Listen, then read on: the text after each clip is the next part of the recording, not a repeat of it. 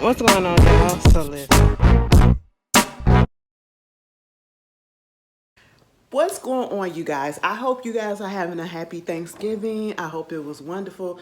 Girl, if I tell you the stuff that's been going on in this here building, I don't know what apartment it's coming from. I really don't know, but I do know that it's been some mess happening, okay? And you know, Ashley just been eating it all up. I've been just sitting here listening like, what? But anyway, y'all know the holidays just bring out the mess in people, even though we be like, just be happy and be safe. But, you know, it is what it is. I hope everybody has had a great holiday so far. I got to go to work tomorrow. So, y'all who don't have to go to work, mind you, this is how crazy my schedule is. I was off Monday, went to work Tuesday and Wednesday. We off today. Then I got to go to work tomorrow, and then I'm off on Saturday, and then I got to go to work Sunday. What? But okay, it is what it is. Gotta get them hours in. I ain't complaining, you know. But we get up into this. I have another movie corner for you, and it is Ma. I've been saying that I was gonna do it. I finally got to it. And yes, if you saw the last movie corner, which I love the fact that y'all was interacting so much with it, with Candyman, baby, somebody said.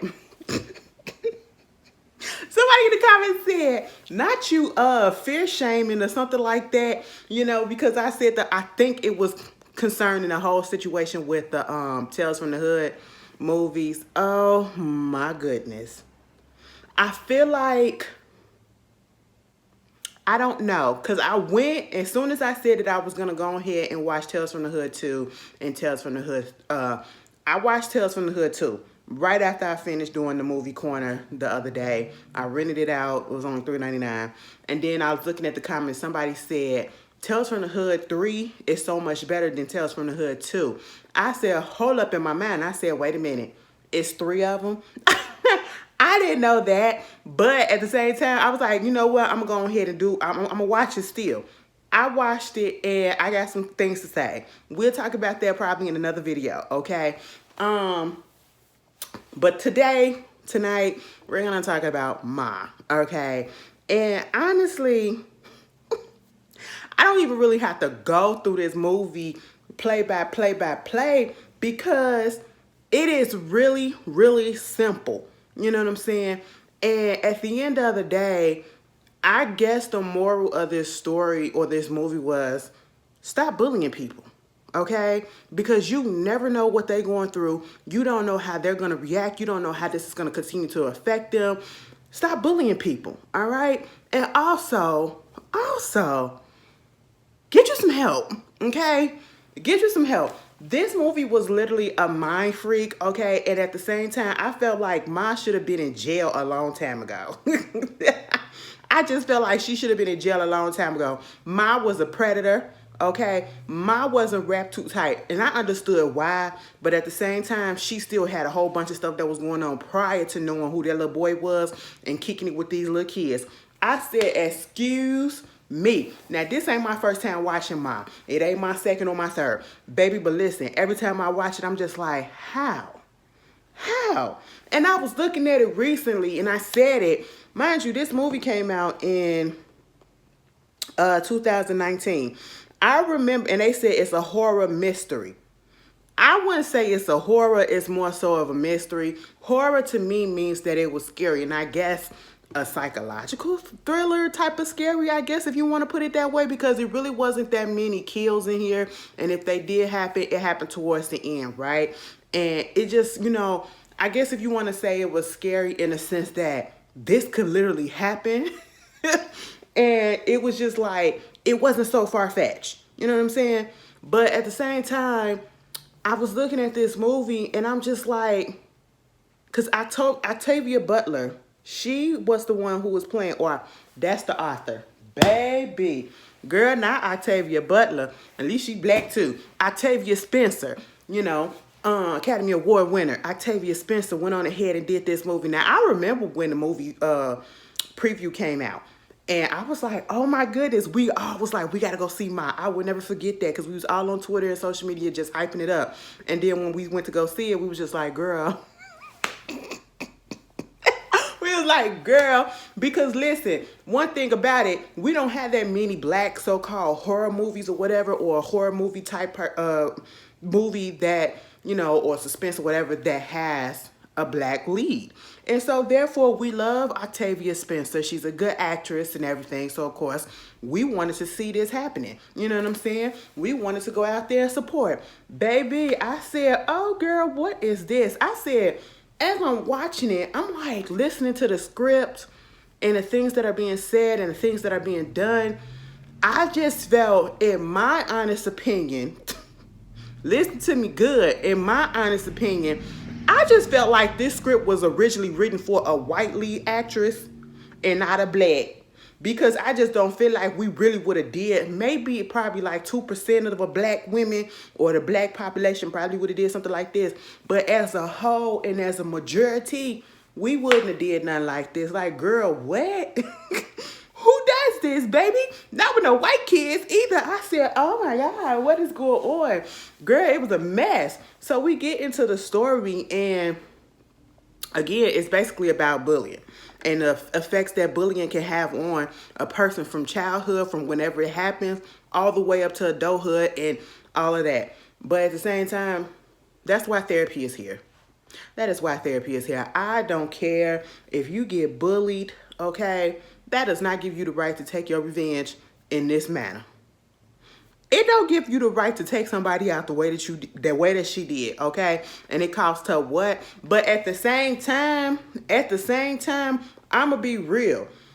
What happened to the person that actually, you know, what happened to the dude that laid on the bed and bled out? I'm gonna get there. I really wasn't mad that happened because he was messed up for what he did. Truth be told, she was sexually assaulted. Trigger warning, she was sexually assaulted when she was in school. We'll get there, okay? And that'll mess you up too. Now, I just don't understand how they was able to get away with all of that. But we get up into it. We see this lady played by Juliette Lewis, okay? Y'all remember Juliette Lewis? Didn't she used to go with Brad Pitt too? Girl, all right. You got some stories to tell us? Because you know he on his kids' shit list. But anyway, her name is Erica. She got this daughter named Maggie. Basically, you know, she's going through a divorce, or she just recently got divorced. They come back to this small town that they were from. I don't really remember where they from. Let me look up the town. It's an Ohio town. I think they came back. She went to New York or whatever, and then she came back. I said, in Ohio. Oh my God, so Midwest. But anyway, she came back with her daughter because they got a divorce, right? She went out there, she got married, she was going to be successful, and she was doing her thing, but she had to come back to Ohio. She got divorced, and now she's working at this, like a bottle service girl at a casino, right?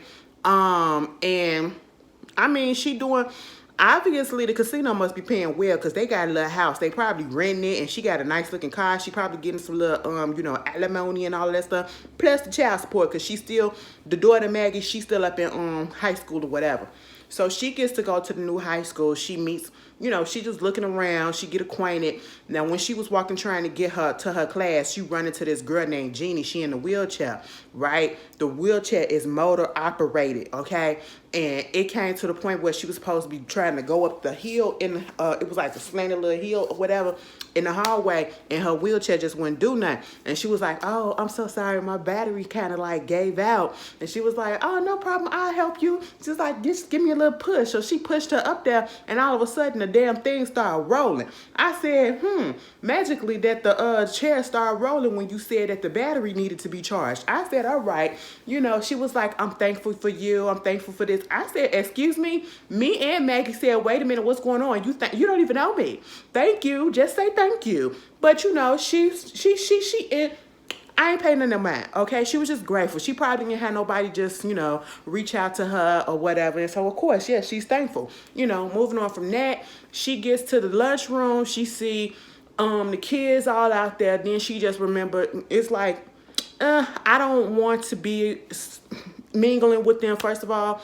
Who get enrolled or go to a new school on a Friday? Baby mama, take me down on Monday, okay? Let me have a 3-day weekend. What's going on? What's going on? It don't make no sense.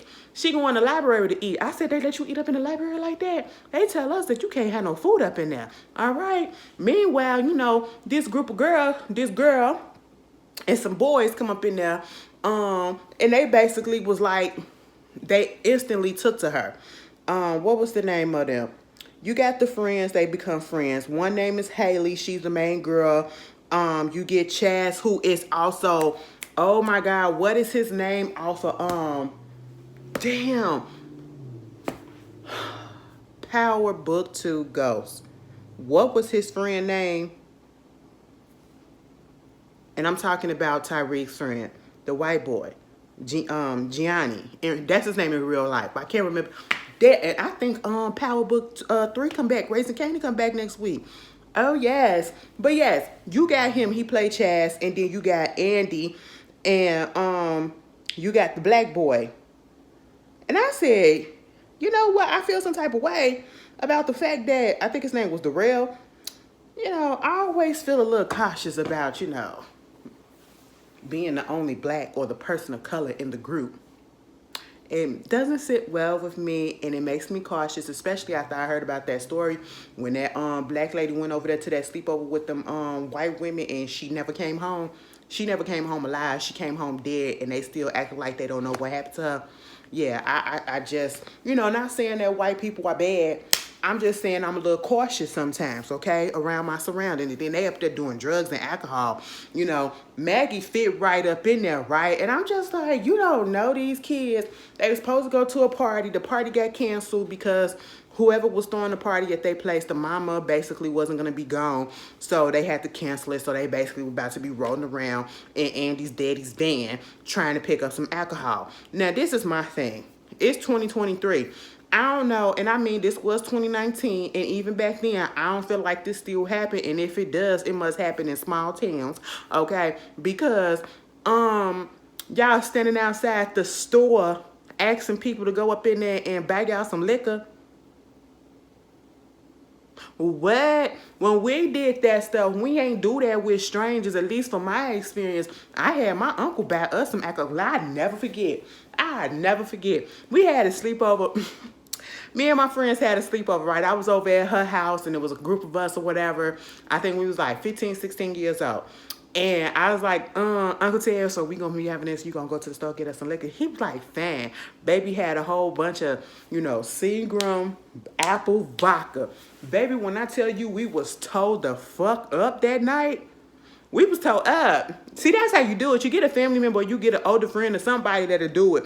I just done never seen nobody standing outside asking other people to come in and, you know, get the liquor for them. And of course, the black boy, they sent the black boy out there, Darnell or whatever. I'm just calling him Darnell because I don't know if that's really his name. I can't remember. But dude was like, get the fuck out of here. Then he gonna come back to the bed talking about something. Man, this is racist. I said, what do you expect? Then they sent Maggie out there because Maggie is literally a fresh face. The other girl couldn't go because her daddy know the clerk or whatever. Baby, Maggie rose up on, we see Ma coming up in there. It's what we see Ma. Ma comes in there and she sees, well, Maggie sees her and asks her, she say no. And then when she turns back around and she see them walking, or she see Maggie walking to the van and it got the name of the company on there, she realized who the name of that company is. The owner of the company is this guy named Ben. That's Andy's daddy. Ben went to school with Sue Ellen when they was kids, right? In high school, all of that stuff. Her attitude changed and she was like, oh, okay, you know what? I'll go get the stuff. Y'all can come drink it at my house and all that shit or whatever. And I'm sitting here like, what? It's one thing to say, I'll get it for you, you know, but then you want them to drink it at your place. You want them to drink it at your place. And this is because this winds up happening after they get the first initial alcohol, they go to this little place under the bridge and all this stuff, or whatever it's at, little rock quarry or something. And I guess that's where all the kids go when they trying to be rebellious. And then she called the police, or she called Andy or somebody, and told them that the kids was over there, you know, doing a little drinky, and you need to get down there. So of course he found out and he was pissed off. And so that's when she somehow contacted them. Baby, she got their numbers. She got their numbers without them even giving it to them. Mind you, she went on Facebook. I said, oh, bitch, who still goes on Facebook? Baby, I do not be on Facebook like that. I be on Facebook like every once in a blue moon. And I say a blue moon. Baby, she got their numbers. And she told them, listen, I get y'all some stuff. Y'all come and drink it at my crib. I said, excuse me. I said, what? Why are you trying to put yourself in this predicament? First of all, I said, Ma, do you understand that you are a black woman in a predominantly white town, surrounded by a predominantly white crowd, and there's only one other black person there? I said, y'all to go down first. And I'm sorry to keep on bringing race up in it, but we got to look at it like that. I said, what are you doing? You are endangering these kids. You are feeding alcohol to a minor. You are insisting like if anything was to happen to them, you know, let's say they drive home and they get into a car accident, come to find out they drunk as hell, you know, they blood level, alcohol level just up off the Richter. Baby, you'll be held responsible for that and you'll get thrown into jail. I said, what are we doing here? What are we doing here? You know? And then she winds up at one point meeting Maggie again. Girl, listen, she works at a veterinarian. And then the lady that her boss, she's so damn tired of her. Because every time she look at the bitch, she's on her phone. Now, it's one thing to be in a situation where, and that's a great thing, where you work somewhere where it's, you know, get great benefits, you got a nice salary, and the rules are not too strict. They don't mind that you have your phone on the thing, but just don't be on it all the time. She the type of bitch just gonna be on it all the time and mess it up for everybody, okay? Meanwhile, they get to the house, she doing all of this stuff, whatever for them, and it's the fact that the house is pitch black, but then you go downstairs and she don't even let them come in through the front door. That is a red flag for me right then and there, okay? You want me to go down to the basement, that means I gotta go down through the cellar, through the freaking tornado doors. What is it called? The cellar doors. No, girl, we ain't finna do that. I would have said, no, can we turn this car around? First of all, Ashley wouldn't have been out there. I don't know this person. You know what I'm saying? And she's an adult trying to play around with kids. And I just don't like that. You know, and I don't care if they teenagers. Baby, it ain't, no. So then she invite them down to the basement. They stupidly go down there. And, you know, they get to trying to accommodate themselves and all that stuff. And at one point, she get a little pissed off at Chaz, and she told Chaz to strip. That she found a gun, and I'm sitting here like, why do you have a gun? She's like, oh, I'm not gonna do nothing. She told that boy to strip his clothes off. Mind you, this is a teenager. She's a well-grown woman, right? Jenny is her mother. Okay, the little girl that was up in the wheelchair at the beginning of the movie, that's her mother, okay? And at the same time, you know, you want to have rules like don't take the Lord's name in vain and all this stuff. Give me your keys and all that.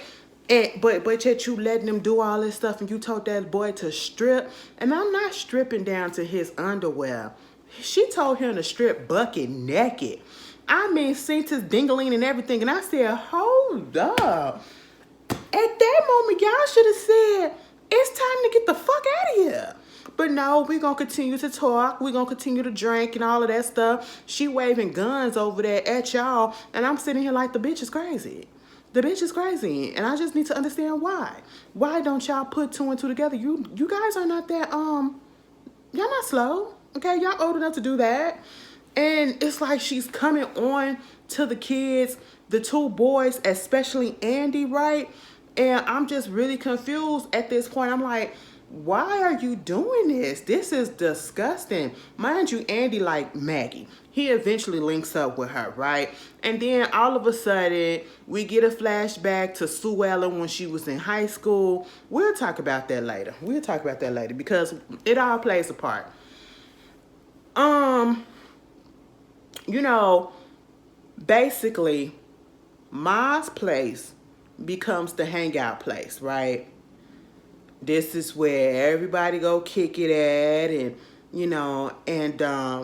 she just started doing her investigation. She finds out where Maggie's mama work at. She going over there, stalking her. Finds out that Ben, her old thing from back in the day that she used to like, her crush, I should say, he be out there. He with the girl Mercedes. And she a sloppy drunk. It's just crazy, right? And so it's like at one point, okay, I let you come over to my crib so that y'all can have a safe place to drink y'all drink illegally. Okay. We all guilty of, and if you ain't have an alcoholic beverage before you was of age, use a goddamn lie, okay? But at the same time, she did provide a place, and she took their keys so that, they couldn't get in trouble, so she say. But that's one thing. Next thing you know, she's popping up at the school. She popping up at the school, wanting them to come over. She's sending them messages. She leaving a freaking box full of liquor in front of the freaking truck. I said, what? That's when you get that gif of you on Twitter and she's standing behind that building and she like this. Yeah, because she had just dropped the liquor off. She listening to what they saying and all that stuff. Meanwhile, this is when everybody's getting word that, come party at Ma. Come party at Ma. And at one point while they down there at the basement and they having a little party or whatever, girl, you got her looking at Andy and the kids with this look in her eyes like, oh, she about to cry. I'm sitting here like, girl, keep yourself together. This ain't your childhood. This ain't your childhood. These are not the people that hurt you, okay? Meanwhile, we found out Maggie had some earrings that I think her mama gave her. They special, She just a lot. She just a lot, all right? Eventually, they was just using her. They was just using her because then there was another crowd of kids that used her to get some alcohol or whatever. And once she got him, she thinking that she in the cool. This is the mentality that she has.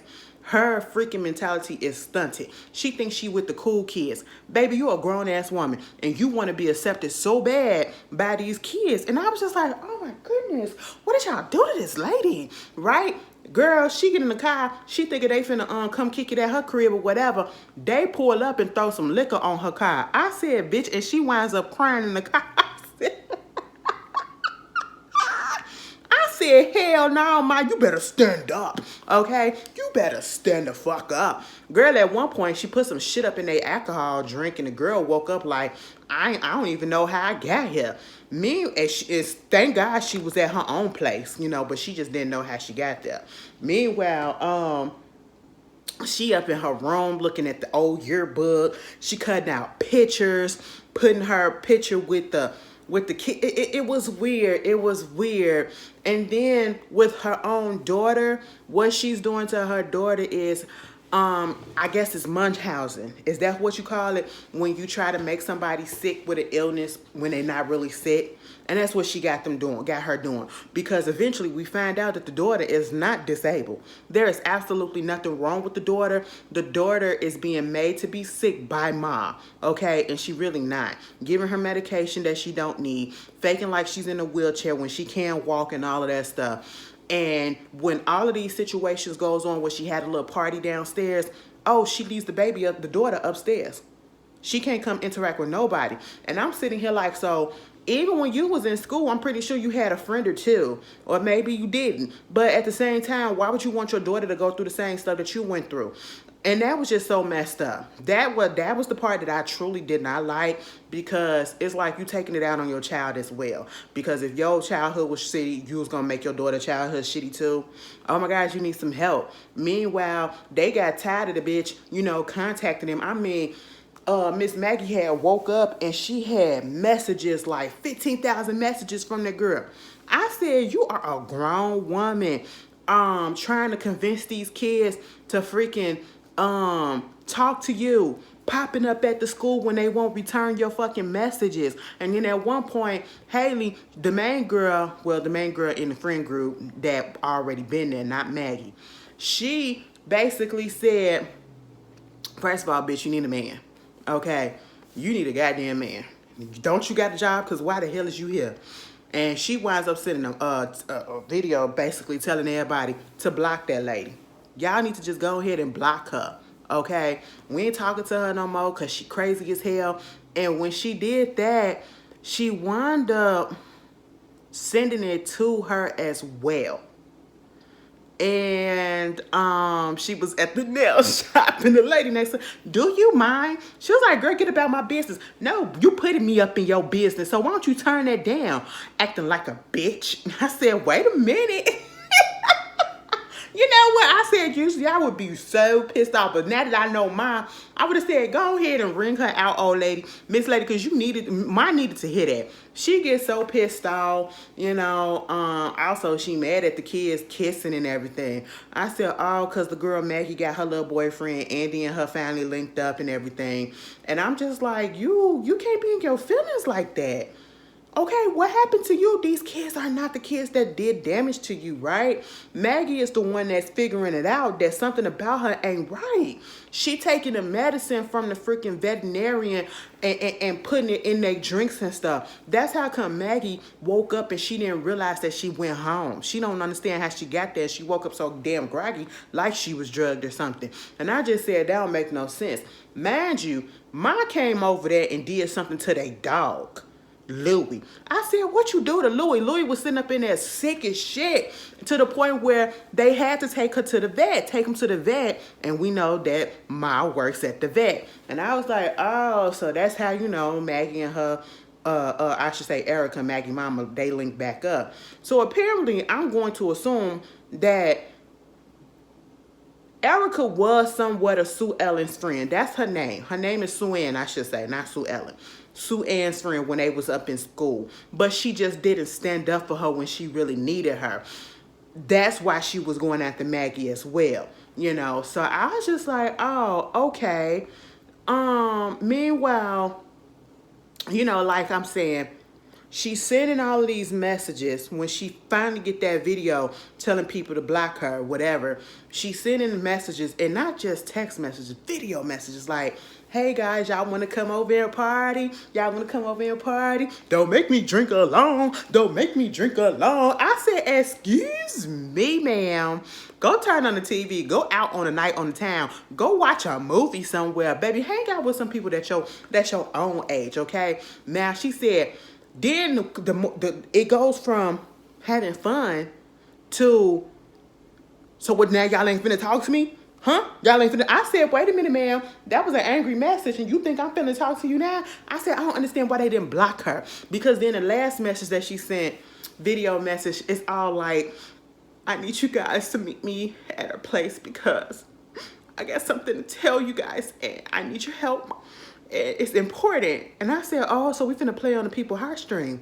So they meet her there, and basically she lies and tell them that she has pancreatic cancer.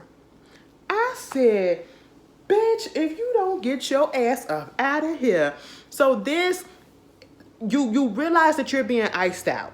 You realize that the people don't really like you no more. And so to get them back on your side, you lie on and pull on their heartstring. And it's like, oh, you gonna be an evil bitch if you turn down somebody that just found out that they got cancer. And that's the reason why they've been acting the way that they've been acting. The emotions has been going left and right because their feelings is all over the place because they've been on medications and everything. And she was like, basically asking them to come back over to the crib. Meanwhile, Haley, she notices that she got on a bracelet that one of the girls, not in the group, but from the school, had got for her 5-month anniversary to her boyfriend. And I said, oh, she taking bracelets. She done took old girl earrings. That's when they go over there to her house. They snuck into her house and they found out that her daughter was really walking and all this stuff. And they almost got caught.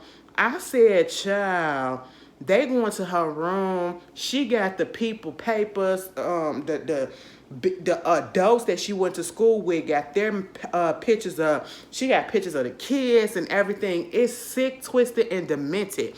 Now, if I seen all of that, I would never come back over to that lady house. But of course they do.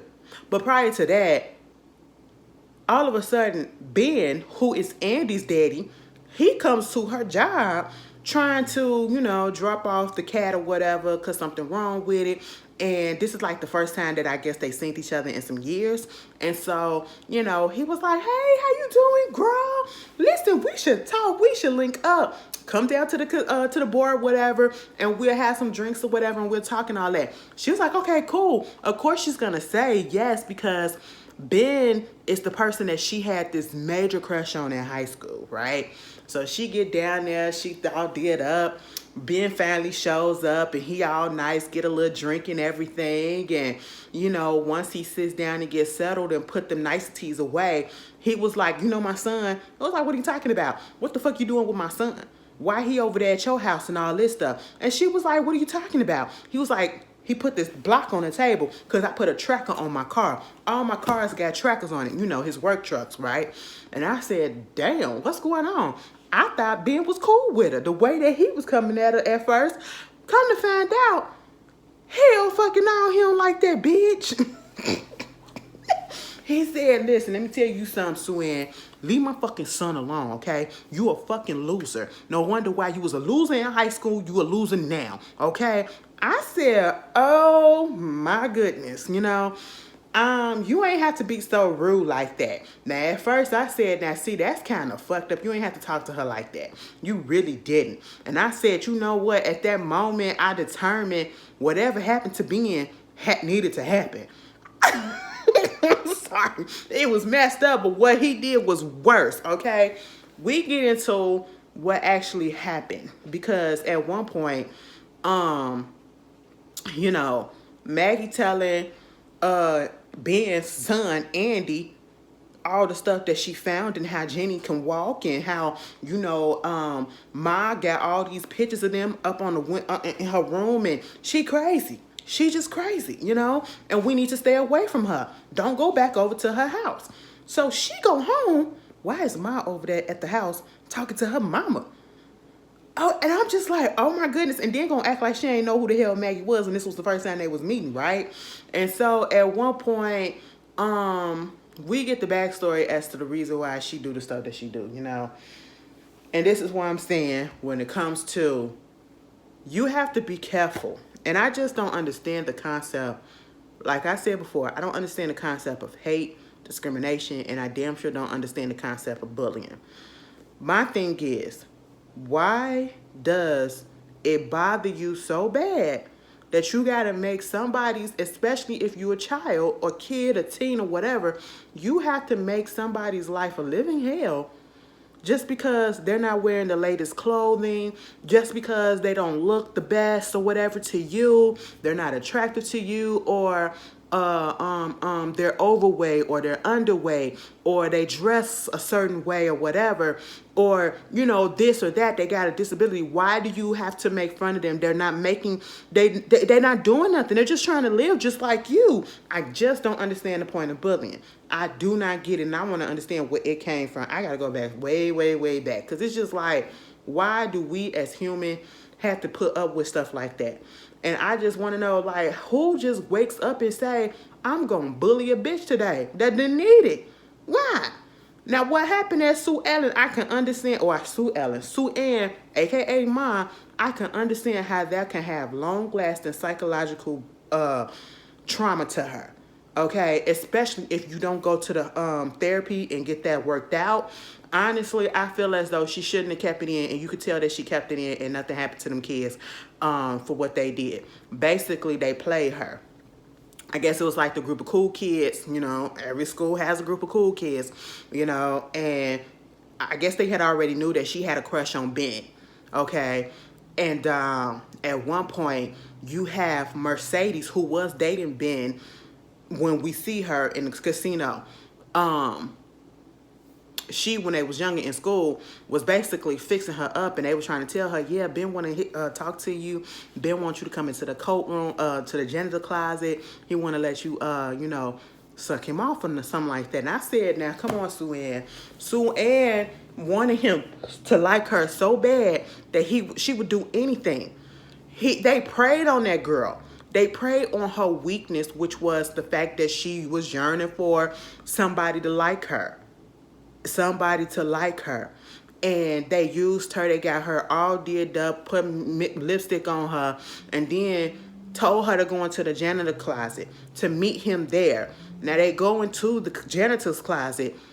The light is out. It's pitch black. And we hear him talking, and we hear the stuff continue to go on. She's doing what she's doing. She's giving him fellatio, okay? And once he finishes, she was like, so Ben, are you gonna talk to me? Did I do it okay? He was like, yeah, you did. She was like, so are you gonna talk to me tomorrow? And he was like, let's get out of here. And I was like, what? Is that a yes or a goddamn no, nigga? I will say, the plot twist, when she came out that damn closet, and then she goes into that hallway and she turns around and you see Ben standing there with it seemed like damn near the whole fucking school behind him, and everybody just started busting out laughing because the dude that came out the room, I said, oh my, I would consider that rape. I would consider that rape. Because she didn't give him consent for that. She thought it was Ben. That's sexual assault. And I'm just sitting here like, wow. And then you have the whole school behind you laughing at her after y'all did this to her. And I said, that is trash. That is fucking trash, right? And I wish she would have went to the police about it. I wish she would have I wish we would have had her backstory, like her home life, to understand why she didn't say nothing if she said something, but obviously she didn't say anything. And why is it that not only did she want to get revenge on them after she seen who it was, the kids later on in life, why did she treat her daughter the way that she treated her? Isolated her, made her sick, quote unquote, it was just bothersome. I said, oh my goodness. Meanwhile, when they found out Louis was sick, the dog, I should have said this earlier, Maggie told her mama, don't take the dog to the vet, not Ma. And that's when she had to tell Ma everything that was going on, okay? Tell her mother everything about Ma and the drinking and all that stuff. So of course she's pissed off. So at this point, Ma's so mad at everything that's been happening. She driving down the street. And this is what got us to want to watch it. Because I remember this being in the preview of the trailer that came on TV and everything else. She was driving her car down the street and she seen Mercedes running in the street, doing her daily jog or whatever. Next thing you know, she sped the fuck up and rode over that bitch. And so I said, oh, shit. What? Man, y'all know Mercedes is the one that played on Bring It Down the House. The white girl that Queen Latifah beat up in the bathroom. Oh, girl, sis. Yes, okay. I said, you are always playing some stuff that you always need your ass whooped. Damn, girl. Talk about being typecast. Why you just can't get it right, bitch? And so I said, now, technically, well, yeah, you did set her up. So I wasn't mad at that. The shit that happened to the adults, I wasn't mad at. I really wasn't. But the fact that she was trying to get to the adults, okay, take out the adults, but why are you trying to take out the kids too? The psychology of it, right? And so next thing you know, she has Ben come over to her house because I guess, no, I think she stole the tracker or whatever. And it said that, Andy was over there, so that's why Ben came over there. But come to find out, no, Ma lured his ass over there to her house so that she can knock his ass out with some medication. What is it, diazepam or whatever? Baby, when he woke up, he was laying bucket naked on her bed with just a towel over his genitals. Mind you, at one point, she pulled that towel up and she had a knife and she said, oh, so this is what you was going to give me if you was up in that janitor closet, right? I said, wait a minute, sir. Now, I don't know much about penises, right? But I said, for a white man, you got a decent size to be like that on soft. I said, so you a shower? Okay. And because she was able to hold that thing in her whole hand and the cabinet still lurked over. I said, oh, that's what you wanted, Ma? And that's on soft. That's a lot. I don't deal with that shit, bitch. Okay. She was about to cut his shit out, but she said, no. I said, oh, girl. Mind you had him strapped up in that bed. And then you see him, I said, what is this IV line going? What was that? Baby, it's a blood bag up there and it has on it Louis. I said, I know she not about to do what I think she gonna do. And I said the only Louis that I knew that was up in this movie was the damn dog. I said, so you drained the fucking dog of its blood, and that's why Mr. Louis was laying there just all lethargic and just tired and fatigued and everything. Baby, he was like, I'm sorry for what I did and all of this stuff. And I said, oh no, it's too late. You know, they say it's better late than never. No, baby, it's too late. It's too late. Miss Sue Ann went on ahead and put that damn IV in him. I said, you have got to be shitting me. So you finna mix human blood with dog blood. I said, nigga, you about to die. Just go ahead and lay there and just bleed out. Because that's exactly what's about to happen. Meanwhile, Maggie, she sleep. She get after Eric could go over there and cuss mine out when they was in the liquor store. Like, don't come for my kid and all this stuff and woo, woo, woo. She was like, oh, you one of those girls that think you had it all, but then you had to come back and now you working as a little cocktail bar waitress at the casino. I said, damn, Ma, you ain't have to read her like that. But at the end of the day, she got out of the town. You stayed there. You studied yourself because you could have, used all of this pain and shit and did better and showed them bitches up. That's what you could have did. You could have been like, listen, y'all made my life a living hell when I was younger, and now look at me. I'm this successful ass bitch, okay? And you can't touch me. I can buy every last one of y'all and make y'all like, girl, you ain't do none of that. You stayed there and you studied yourself. I said, oh, shit. Meanwhile, Maggie getting a video of Ma basically showing that they having a party over there at her place. And she was like, I got your man, he mine's now, because her boyfriend was there. And mind you, she done already told that nigga, I thought we said we ain't gonna come over there no more. And then this bitch had the nice to say, nice earrings, thank you for the earring. She done took her earrings and gonna be wearing the shit. I said, girl, you need your ass whooped for that.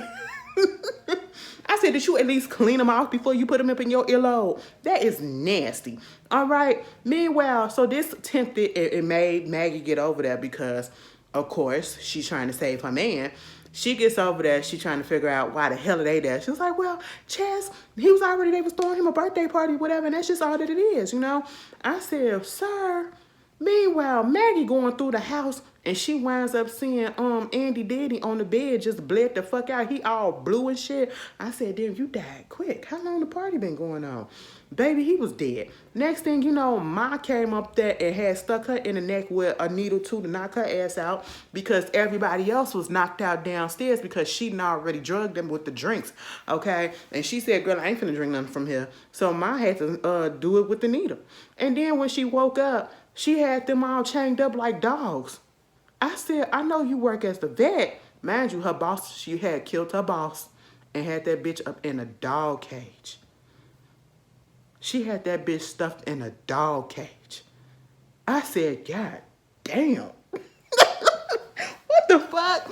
Baby, when Maggie woke up, the girl started going about how, oh, Chaz, he's got this nice body. She ripped his shirt up because he on the floor, all right? He on the floor. Braden, that's his name from Power. Braden on the floor, and she just ripped his shirt open, feeling on his chest, took a hot-ass iron, and then just, I said, nigga, wake up, you don't feel that? Damn.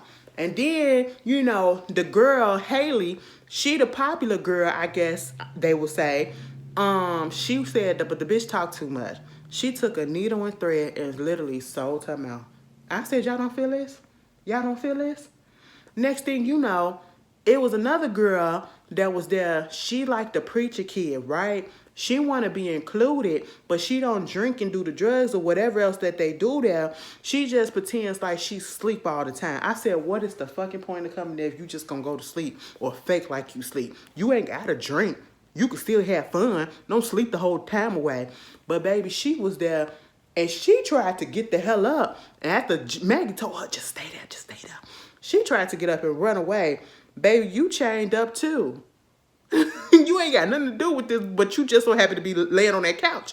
And she chained her ass up too. And when she got up trying to run, baby, mine knocked her in the head with the fucking iron. I said, God damn.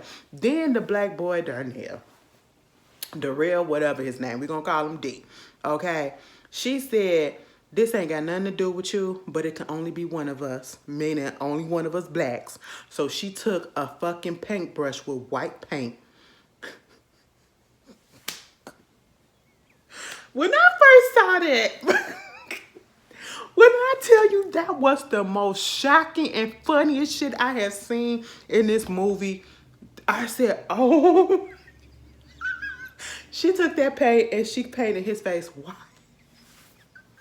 So she could be the only black person there. Oh my God.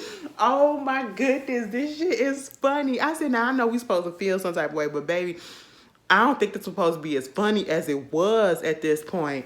And then gonna tell Maggie to take a picture with them, and it was like the yearbook picture, the coolest, the cutest, the most outgoing, the popular, all of that stuff. And then once she took the picture, she basically tried to hang the bitch, right? Somebody came to the door, and it was a cop, and you know, she wound up shooting the cop because Maggie was screaming and everything. She wound up shooting the cop. She had her daughter try to help her. Mind you, the daughter was trying to give her a alibi or whatever so that the cop won't come in because there was some noise going on, and she basically said it was her. Why am I going to blame her for saying, talk about something, look what you did, you made me shoot the cop. I said, excuse me, bitch. Excuse me, bitch. She ain't make you do shit. Now, why would you put that on her like that?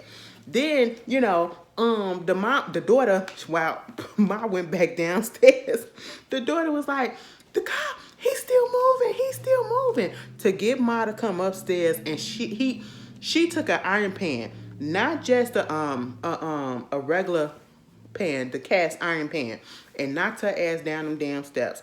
And it caused, because she had some candles down there, it caused the place to get on fire down there. And she ran down there after she thought about it, because she closed that door at first. But she said, let me open up this door, let me go see.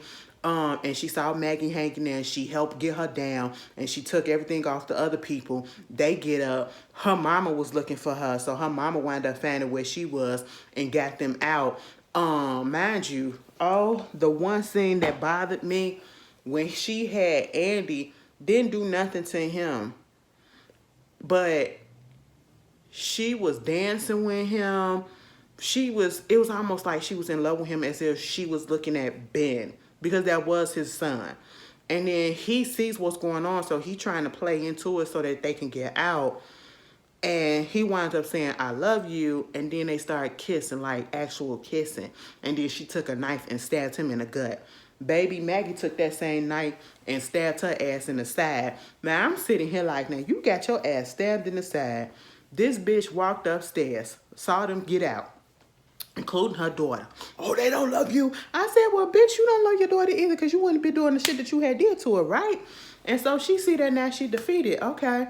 She just calmly walked upstairs. You want to know what it reminded me of? It reminded me of the way Monique was walking up in the that movie, The Reading. I don't care what nobody say. I like that movie. Monique was a fucking key. That's what this movie reminded me of, or I should say, that movie reminds me of this movie, because they both were psychotic. They both were psychotic. But she walked upstairs like she didn't get stabbed. She walked upstairs like she didn't get stabbed, and she laid in that bed with Ben. I said, oh, wow.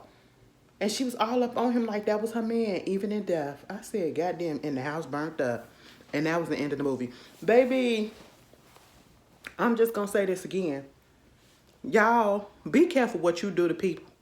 And even though I felt like this movie was stupid as hell, it had a message. Don't bully people. and get yourself some fucking therapy, okay? Cause you don't need to be carrying all this weight around. You know, all that childhood trauma shit that comes up in your adult life. If we see it time and time again, you're gonna have a motherfucker like mine up in your circle, okay? Mine should have been arrested with her predator ass, okay? But anyway, y'all tell me how y'all back the movie. Now I'll see y'all later. I might just go ahead and record Tales of the Hood because why it's on my mind. But I'll see y'all later. Peace. Ooh.